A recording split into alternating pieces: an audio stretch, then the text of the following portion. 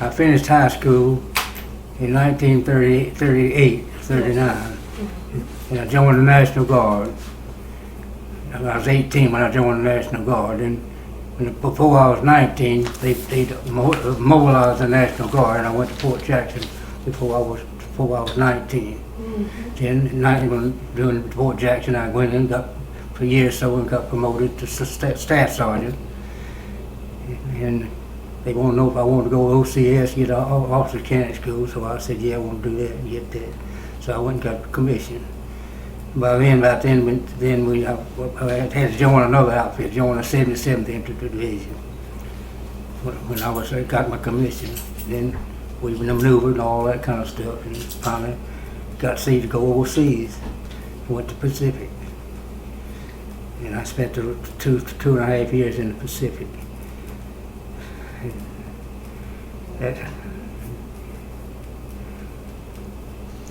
Now, when you went to the Pacific, what was that experience like for you?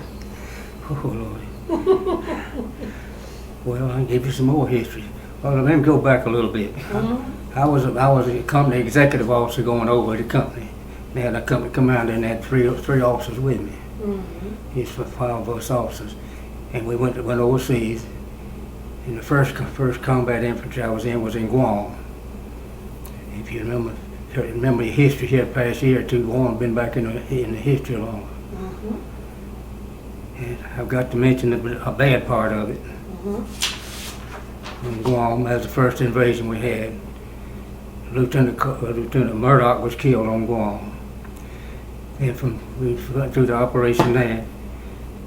The next thing we went through was the lady in the Philippines. And the side work for that, when you had the invasion of Lady, along with another division, and there we lost Captain Burgess. He was the captain, I was company executive officer. I lost Captain Burgess, he was wounded. I took over the company. I was a company commander after Captain Burgess passed away. I was the first lieutenant then. He never talked about this as I was growing up, but his squad was out and The company, and they got pinned down by a machine gun, and he by himself crawled around and took out the machine gun nest, and it was basically hand-to-hand combat almost. And this is one of the things why he doesn't like to talk about it, from what he had to do. And there was a second machine gun nest too, wasn't there 2 of them? Yes, 2. And then shortly after, when another one had him pinned down, he went and took that one out. And after all that information got back, then that's when he received the Silver Star for his heroic service. This one was for heroic service in the line of duty for taking out those machine gun nests. And then they ultimately took their objective after they got freed up from what he did. Right. So that was the Silver Star story. Right. And I understand after taking Leyte, the Bronze Star was awarded. Probably on the sideline of that, I don't know whether you remember General MacArthur's famous statement when he had to leave the Philippines in 1941 after the Jap hit the Philippines. He made a statement, I shall return. MacArthur made it. And he returned to the Philippines after we got it secured.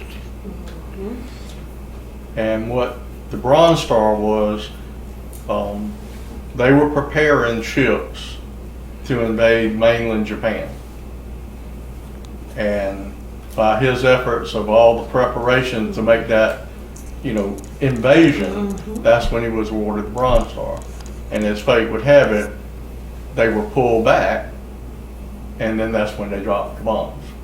So that was just a sequence of events. They were getting ready to go. The president made that decision to go ahead and drop the 2 bombs. And then after that, after the surrender, he participated in the occupation of mainland Japan in Tokyo, correct? Yeah. So he participated in the occupation after that for about 6 months. It was about 3 months. 3 months, and then came home. Right. And what year did you come home? December 1945. And you came home as a captain.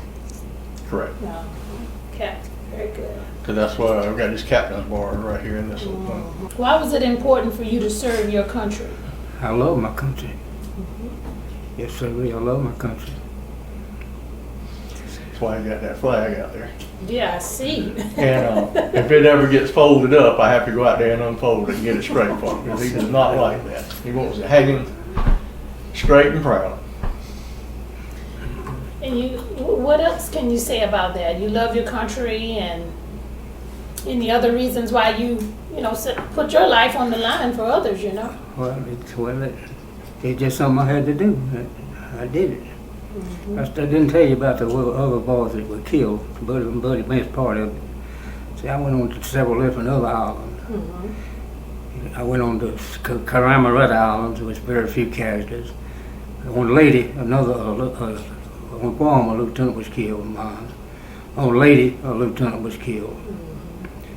And that left me and Captain Burgess, he was wounded on Lady. And that left me and one lieutenant with what was left of the company. And we went on to two other islands and ended up on Okinawa, the biggest battle in World War II, was Pacific. right. And that's when Lieutenant Clark was killed. And that left me as the only one left in the company.